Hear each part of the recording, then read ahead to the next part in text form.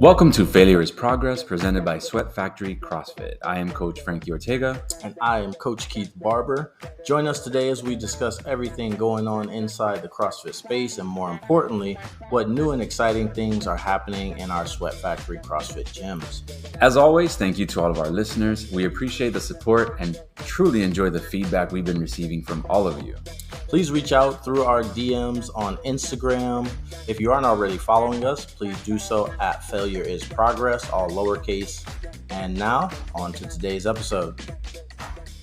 All right, we're back with another episode of Failure is Progress, presented by Sweat Factory CrossFit, Claremont, Groveland, Davenport. Haven't seen you in a minute. It's been a while, sir. It hasn't been long since I've seen you, but since we've been able to record. Yeah, we actually saw each other this weekend. Had a great weekend at the USAW Level 1. Yes, sir. Over in Afterburn. That was exciting.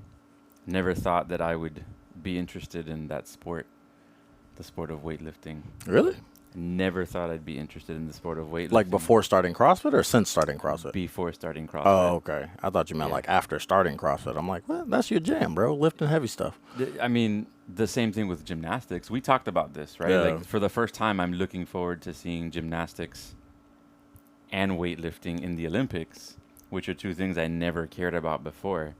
But quick pause. Speaking of the Olympics, we have the 2024 Sweat Factory Summer Games happening. Yes, sir. And they are starting tomorrow. We are recording on Wednesday. Tomorrow, Thursday, July 18, will be workout number 1. Numero uno. Following workout will be July 25th. Third workout, August 1st.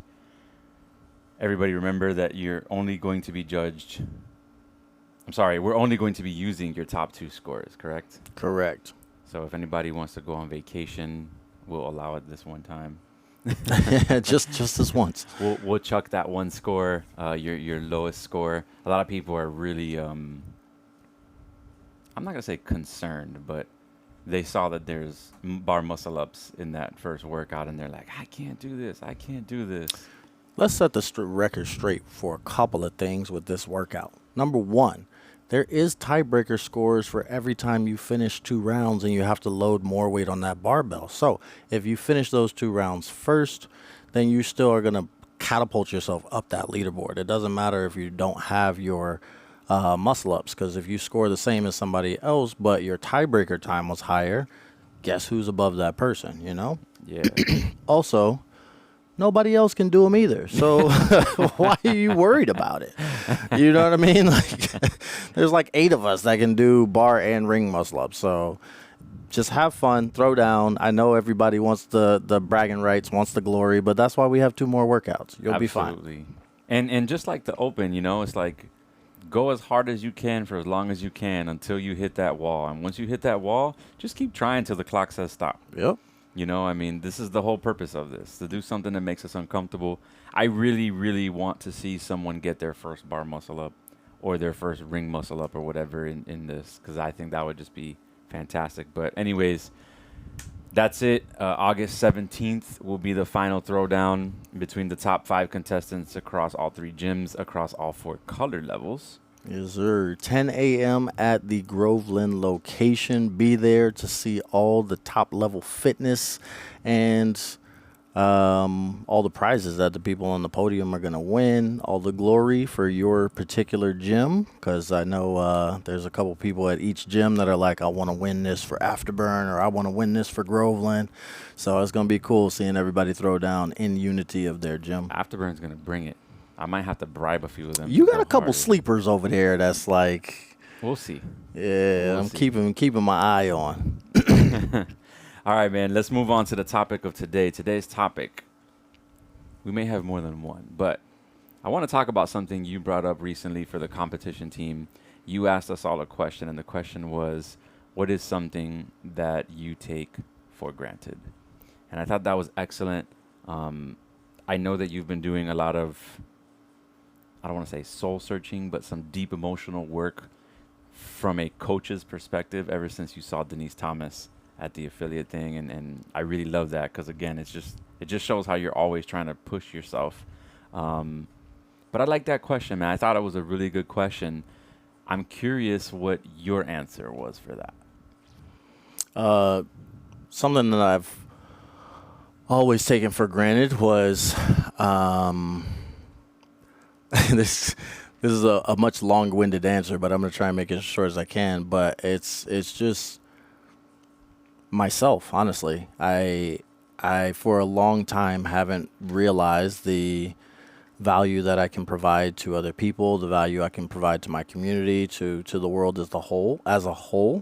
And I'm constantly kind of selling myself short to the point where I'll miss certain opportunities that I could have had if I did realize how valuable I could be. So I take myself for granted a lot, and I probably should be more appreciative for the things that I can do rather than constantly beating myself up for all of the multiple multitude of things that I feel like I should have or should have accomplished or all that. It's like, whoa, take a step back, bro. Like you've done a lot.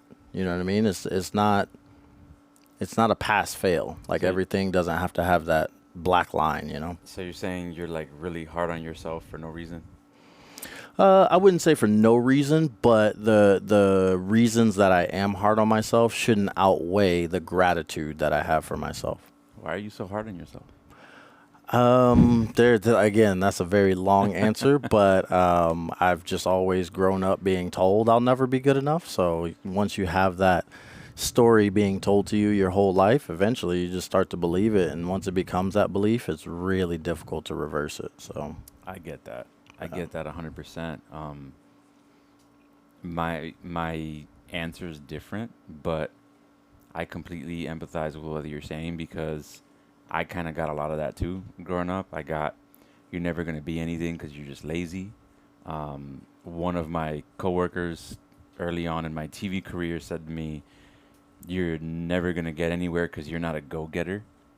And I was like, I'm not a go-getter? Okay, cool.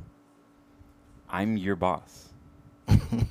Like I got here, you didn't. But yeah, those things stick with you, right? For some reason, the negative feedback, the negative comments that people give you sometimes stick around a lot more than the positive ones, right? Somebody tells you that you're good looking and you're like, eh. Somebody tells you you're ugly and you're like, God, I'm terrible, I'm ugly, I'm hideous, right? For whatever reason, we always take the bad comments and let them feed our ego more than the yeah, good ones. I also think that it's the frequency, right? Like the chances of you frequently getting as many positive moments in your life as you do negative moments in your life, it's slim to none. You know what I mean? Like you are living a very blessed life if you have even just like half and half, like 50-50 ratio of like positive moments to negative moments. You know what I mean? If you're in a surplus of positive moments, I'm very jealous. So I'm gonna I don't know if disagree is the right word, but I'm gonna come back at you with something. Pre Frankie of today, let's say 2 years ago would be my timeline, right? My after time, my before time, my before CrossFit Frankie took everything for granted. I would say that I took everything for granted. I would say that I didn't appreciate enough of anything in my life, and everything started to change when I made the choice to care. When I made the choice to focus on the positive things, focus on those. So when you say that you hear more positive than negative or more negative than positive, I think a lot of that has to do with what you tell yourself in the mirror, right? Figuratively speaking, like in my mind, up until a couple years ago, I was always the ugly fat guy. And then I just made a choice one day that I was not the ugly fat guy. And I haven't been ever since. And everything that's come with that is because of the choices that I made, not because of what happened to me, but it's the cause of what I choose, right? And I think that's really the difficult part for so many people. One, because of how we're raised and how we're taught, right? It comes from what we learn from our parents and grandparents, et cetera, but also the things around us, right? If you're on social media a lot, there's a lot of negativity on social media. And that's something that you're exposing yourself to. And it's very easy for you to start giving into that. When I was around friends who always felt bad about themselves and always felt sorry for themselves, guess what? So did I. You know, when I was around friends who always concentrated on not having enough money, guess what? So did I. And so, one, I made the choice not to feel that way anymore. But also, I got away from that circle, right? And I got myself around different people. I also really care about the moments that I do get now and appreciate the moments that I do get. I think if anybody knows, you and Jen both know, like, I am a very grateful person. I will randomly reach out to you and just say thanks for X, you know, thanks for whatever. I try to do that. I don't try to, I do it as often as I can. And I do it with anyone and with everyone that I can because it makes me feel better. Like, you may read a text from me, hey, Keith, I love you, bro. Take care. And you'll be like, what's wrong with this guy? But it makes me feel good to say that. And that's all that matters to me. You know what I mean? If it makes you feel good, that's a bonus. Yeah. But it made me feel good to do that. You know, and that's one thing I try to teach my kids a lot is, you know, worry about yourself. Don't ever hold the door for someone with the expectation that they're going to say thank you. Hold the door because you want to hold the door for somebody. You want to portray that what's it called? I'm not going to say my daughters are going to be a gentleman, but you're being nice for somebody, Yeah. right? So for me, Bro, that it's 2024. They can be whatever they want. I'm not even gonna go there. Not even gonna go there. But yeah, that's where I'm coming at with that. You know, you pick and choose what you want to focus on, and a lot of people, again, we have social media, so you focus on certain things and they come to you. You know, you hear a lot about manifestation, and I completely believe in that. I have these conversations with athletes at Afterburn all the time, and I tell them, you know, you guys can have whatever you want. You just have to choose to go after it. You have to make that a part of a priority in your life and go after it. You know, I think, again, using my coaching, you know, a lot of people are surprised when I tell them I've only been coaching for a year. Yeah. They're like, what do you mean you've only been coaching for a year? Yeah, I've only been coaching for a year, but I've focused all of my attention on coaching for a whole year, whereas some people may have been coaching for 5 or 10 years, not you, and they've only focused on doing what they know how to do. And it's not just coaching, it's across every modality in life, right? You know, if you only do what you're good at, it's all you're ever going to be good at. Yeah. Simple as that. Yeah. Moving on to my answer. My answer was a little different. I think, and it'll be a big pun for the podcast, but wow, I got real quiet. I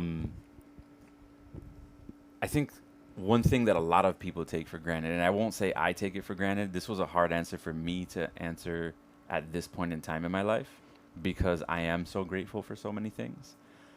But I think a lot of people take failure for granted. Mm. And I talked about this in a lot of my classes. I asked a lot of my athletes, you know, the same question just for fun conversation. And I do think a lot of people take the value of failure for granted. They don't appreciate what it can do for you. We don't accept that failure is an option. And you know, it's really difficult. We've talked about it on the podcast, you know, intention versus expectation, et cetera, et cetera. You know, I have an athlete right now who just started with me who wants to drop 10 sizes so that he can get to a specific goal. And I said to him, that's awesome. I think that's a great goal to have. What sort of time frame do you have for yourself? He asked me for a 1-month membership.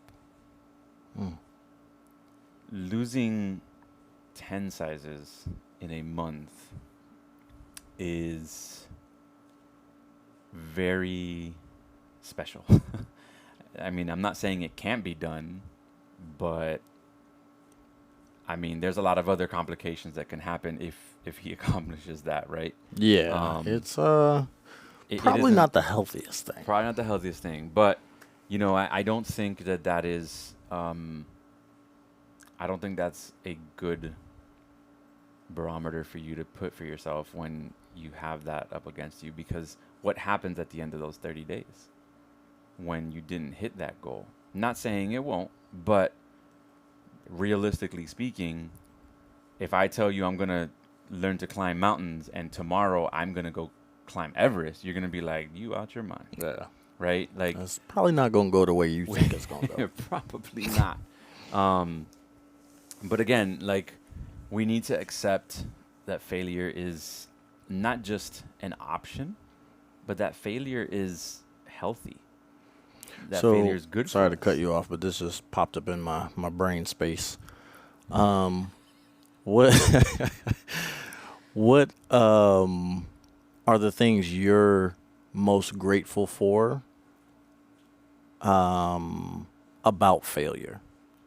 Not like anything that you've gotten from failing, but like the particular lessons, like in general, from failing. Well, for one, it's the growth, right? If you don't fail, you cannot grow. Yeah, I love But that.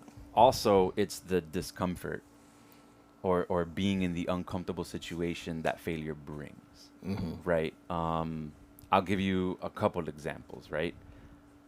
You have those athletes who are willing to go to failure on a squat. I'm going to keep going until I know what my limit is. You're going to learn what your limit is, and your body is going to learn what its limit is, but your body's also going to grow from that failure. This is a feature that we have as human beings. Is that called gains? Bro. It is called gains with a Z. But yeah, that's exactly how it works, right? If you don't go to failure, if you only do the weights that you can, you may still get stronger. Like, without a doubt, if you lift 50 pounds every day and that's all you lift, cool. Eventually, you'll be able to do 50 pounds faster. You'll be able to do 50 pounds longer, right? I mean, if you just do push-ups every day, at a certain point, you'll be able to hit 50 unbroken, then 100 unbroken, etc. But the only reason why that happens is because you're pushing your body to failure. So the only way to do that is through failure. Like, nobody's going to hit a PR and never drop the barbell.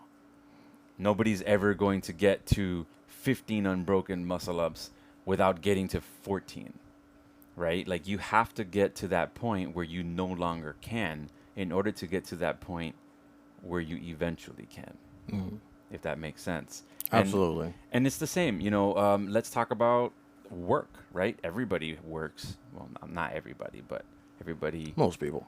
the people that have jobs. Apparently 90% of Americans. I don't know. Do we have the unemployment rate down to 10%? That's pretty good. But if you're at work and you simply go in and do your job and you clock in and clock out, you're never going to climb up the ladder, right? When you start coming in and applying yourself and you start carrying more and you start doing that little extra bit every single day, that's going to mount up. And it may make you uncomfortable. It may require you to stay a little bit extra time. It may require you to take a little bit of extra time from your family. It may require you to work a weekend or an extra early morning shift, whatever it may be. Those are all things that are making you uncomfortable, but ultimately they are expanding the possibilities in that realm for you so you can make more money or eventually move up the ranks to a better position, maybe control your own schedule, et cetera, et cetera. If you don't put yourself out there to do that, you can't. Yeah. So I think for me, the reason why failure is taken for granted so often is because we negate the fact that it's the unlock or the cheat code to get to that. Yeah. Like, I always say nobody gets to paradise without navigating through stormy waters. Yeah. if you don't navigate through the stormy waters, you're not getting anywhere. You're just in the ocean. Facts. Just in the middle of the sea. Um, And I yeah, think, I think the sorry to cut you off. yeah, But for me, almost piggybacking off of what you said, but like the willingness to take the risk of failing, I think is probably the thing that I find most fascinating about failure itself, because the fear of failure is not because you have already failed. right, It's because you are perceiving yourself as failing in the future. But once you get to a point where you say, I am willing to accept the risk of failure, whether or not it happens or not, like that small, well, it seems small, but to me it's big, mindset change will allow you to get to that growth that you were talking about. Like like you said, if you come in, if we're talking about back squats and you back squat 50 pounds every single day just to make sure you don't fail, eventually you're going to plateau. You're right. not going to move any farther until you're willing to take the risk to put more weight on the bar. In the event that you do fail, you have to then, reassess some other things, but you were willing to take the risk in the first place. And the sooner you take that risk, the sooner you start inevitably moving that needle up, Yeah. right? I mean, if you come and do 50 pounds for 6 months, you're stuck there. Yeah. If you come and do 50 pounds for 1 month and then you move up, guess what? You just beat that guy who's doing it for 6 months. Yeah. You know what I mean? But yeah, that's one thing that I think most people take for granted. I think another thing people take for granted also, and this changes once you hit a certain age for everybody, but time. I think we all take time for granted. I think we wake up, do what we do, and go to sleep. We don't appreciate the time that we have as much as we should. And then at a certain age, we realize that time, I'm not going to say is running out, but maybe we don't have the same time that we used to, and all of a sudden we're trying to get it back.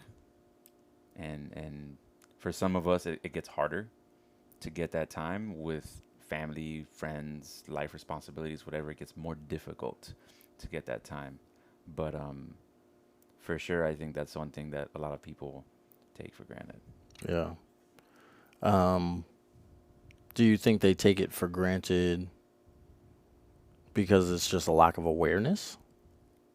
I think it's because we have it and it's automatic. Just like a lot of people take breathing for granted. And I stopped taking it for granted when I had blood clots in my lungs. And then I realized just how much it hurts to not be able to breathe. And so every morning when I wake up, the first thing I do is take the biggest freaking breath you could think of and say, yes, still got it. I can still do this, Yeah. It is the most painful thing I wouldn't wish on my worst enemy, but it definitely made me really think, my God, I never thought about breathing. Yeah. I never thought how important it is because it's just something we do on automatic. You cannot stop time.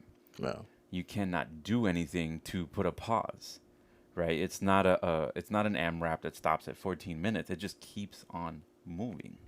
So I think we do take it for granted. And, there are ways to budget more time for ourselves. And the perception of time changes if we get really good at writing down what we're going to do when we're going to do it. That's why our classes can be more efficient because our coaches lesson plan and our coaches, or at least they should be lesson planning. But knowing that you're going to do certain things in that period of time is going to allow you to maximize and be as efficient as possible in that hour you're here versus when you go to like a regular, weight gym, whatever, Planet Fitness, Crunch, any one of these global gyms, and you don't know what you're going to do. Now all of a sudden it's a time suck. Yeah. Because you go and you haven't budgeted what you're going to do with that time. Yeah. And, you have the families that go to Disney and, They know exactly what they're going to do the whole day, and they've got a printout on a sheet. Full itinerary. This is the time we're going to eat, and this is the time we're meeting Tiana, and this is the time we're going to go ride this. Who's Tiana? What do you mean, who's Tiana? Just joshing. And then you got those families who just show up, and they're just like, all right, what do we do now? Oh, let's go to this one. Oh, no, it's a 60-minute wait. Let's try this one instead. Oh, no, that's a 75-minute wait. And before you know it, 3 hours pass, and they haven't written anything because they had no plan. Yeah. So that is one way we could definitely appreciate time more, is by respecting it and budgeting it into our life.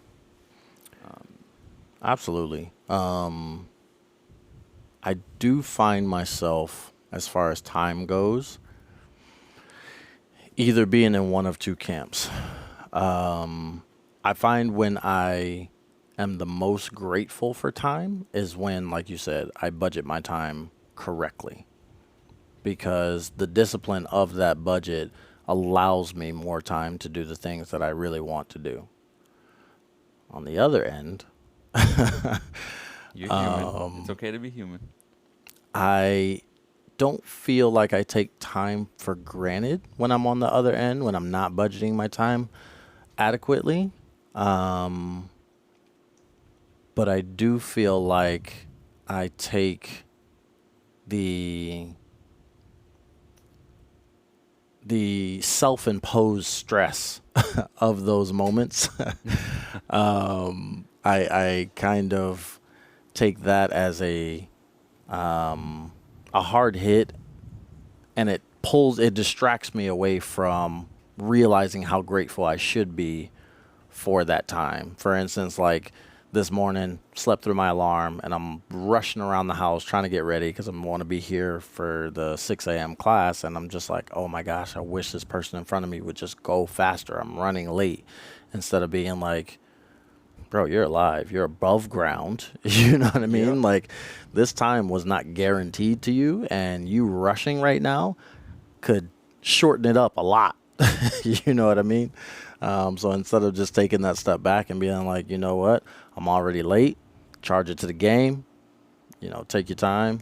It's not worth, getting in an accident, or not even going that drastic. Like, what if I cut somebody off and I end up ruining their day? You know what I mean? Like, well, if they stay mad about that all day, they have some other issues to work out. But you don't know how that's going to affect other people. What's funny specifically in that situation that happens a lot of times is like you're rushing because you're late or behind or something, and then all of a sudden you finally get to your destination. You may be 10 minutes late and the coach isn't there, or you're the only athlete, or like there's things like that happen often that are pretty funny. Like, you get angry about one thing, or not even angry but flustered about it, and then you realize that it was in vain because there was other things out of your control that happened where it didn't really matter what time you got there. This was going to happen anyways. Yeah. And it always kicks you in like, that's happened to me so many times where I'm rushing to do something, or I stress out about something because it's not going to happen right, and then I realize, oh, it's the wrong date. Oh, I'm going to be late for this or whatever, and then all of a sudden, oh, I'm a week ahead. Like, our mind plays tricks on us that way. But yeah, man, I mean, be more appreciative of your time in your car. Yeah, absolutely. And like I said, it's only in those times where I haven't allocated that time appropriately, and now I'm like rushing, because I contrary to popular belief, I really do hate being late. I think my genetics, for our audio listeners, I'm black. It doesn't just, I don't know, there's something out there that just refuses to let me be on time unless I'm coming to work. You have to be at least an eighth Latino. Probably. Probably. But yeah, it's in those moments where I'm late, frustrated, because it was something so simple as like, well, I don't know if it was simple, because again, it was outside of my control. I can't control me sleeping through my alarm. You know what I mean? Like, I can try and make it louder next time, but other than that, if I don't wake up, I don't wake up. You know what I mean? Like, we don't have control over that. What I do is I set 2 alarms. I may have to try that. I may have to set like 3 or 4. Clearly, you've never worked in news before, but Well, what I used to do was I would snooze a lot, but then that would keep waking Sarah up. So there was one day that she politely let me know that she was becoming more and more irritated by how many alarms I had. So I stuck with the one, but she may just have to suck it up. I will tell you that I have my Garmin watch on, and I set my alarm on there only to vibrate so it won't wake up my wife. And I have 2 alarms, sometimes 3, which I don't really use because I do use them when I wake up at 3:30. But most of the time, I wake up to turn my alarm off before it goes off. Mm. I'm just one of those nutcases. But like I told you, I'm not a good Latino at all. I always grew up with the 10 minutes early is on time is late Yeah. crowd. But I did too. Both my parents were in the military, so that was like always the thing. And then I got into the real world by myself, and I don't know. I guess the heritage was too strong, bro. It overcame all the years of training. I mean, I'll tell you one thing that our listeners are probably really appreciative about when it comes to time is when that really deep voice says done. Oh yeah, for sure. Whether it's a 20-minute or a 5-minute, as soon as they hear done, boy, are they grateful. That 3, 2, 1, done. I'm very appreciative of it as well. In a more like serious sense, like there are times like when you're just not focused on, in my opinion, the things that you should be focused on during a workout. And hearing that 3, 2, 1 done sometimes can be a reset for me and just be like, okay, like I can relax. No, I didn't perform as well as I expected to, or no, I didn't execute the way I wanted to. But now I get this time to reevaluate that. You know what I mean? Like now I get it's done. The man told me it was done. You know what I mean? The man spoke his. Right? I Like- have spoken. The clock gods told me that it was done, so now I'm done, and now I get this time to reevaluate and grow. You know, so I do appreciate that as well. Yeah, it's weird, man, because I kind of feel that way too. There's I want to say every day, whenever I'm doing any workout, it's like why I chose this. I chose this. Soon as 3, 2, 1 go starts, I'm like, all right, well, let's do it. As soon as I'm looking at that clock, I'm like, please finish. Just end already. You know, sometimes you put the clock counting downward, and you're like, yes, 5 minutes left. That's so much nicer than looking up and seeing 5 minutes to go. Yeah. But yeah, it's I don't know. It's a weird psychological thing. It's really hard to like enjoy that time unless it's a workout that you just really like. Yeah. You know, I feel like today's workout was one of those workouts where you can just have fun Yeah. because it's short, it's in partners, 3 sets. It's just And you get a pretty decent break in between each set. So yeah. yeah. We need more like these. Yeah. But Most workouts I do genuinely enjoy. If I'm really being honest, I love working out, and I do genuinely enjoy most workouts. But During the sometimes, workout? yeah, during the workout, like I love a good challenge. Like I really enjoy being out there and challenging myself and pushing myself. Yeah, it burns, like muscularly. Yeah, you're. Got to be clear. Yeah, like maybe you can't breathe for a little bit. You got to take a rest. You got to break this up more than you thought you would. But it's playing that little game of like, how hard can I go in this workout? Yeah. You know what I mean? What abilities do I have? Is there something that I can unlock right now that I didn't even know was in me? You know, that's always like a cool game to play in training. That's why I always say I love training. I hate competing, but I love winning and I love training. see, that's the opposite for me. And I tell people, maybe I just, my goals are so different, but I tell people, like, I train my butt off 5, 6 days a week. If I'm going to compete, I'm going to have fun. Yeah. I'm only signing up for a competition to have fun. That being said, I've never competed individual. I assume if I compete individual, it'd be a little different, but I like competing in teams because it's fun. Yeah. And again, if you're considering me as one of your teammates, it doesn't mean I'm not going to give my best effort, but I'm going to freaking smile and have fun because I already did all the training. You know, this is the one time that I get to come out and just be free, you know, unleash my version of a little tiny baby Hulk. There you go. You let the muscles out, bro. All right, man. Why don't we switch a little bit and talk about the USAW Level 1 that we just had this weekend? We did talk a little bit after it, but I want to formally converse. How did you feel about it? Overall, I thought it was fantastic. Danny did a great job presenting. I thought the flow went really well. It kind of reminded me of the Level 1 CrossFit seminar a lot. There were a lot of like overlaps. CrossFit always says they beg, borrow, and steal from anybody they can. So it was kind of cool to see like all the stuff that they have stolen. Yeah. So yeah, I thought it was fantastic. I am really glad that I pulled the trigger and ended up doing it. I signed up 2 days before. What is one thing in specific that really stood out to you that you were like, wow, I didn't know that, or I knew that, but now I really grasp it better?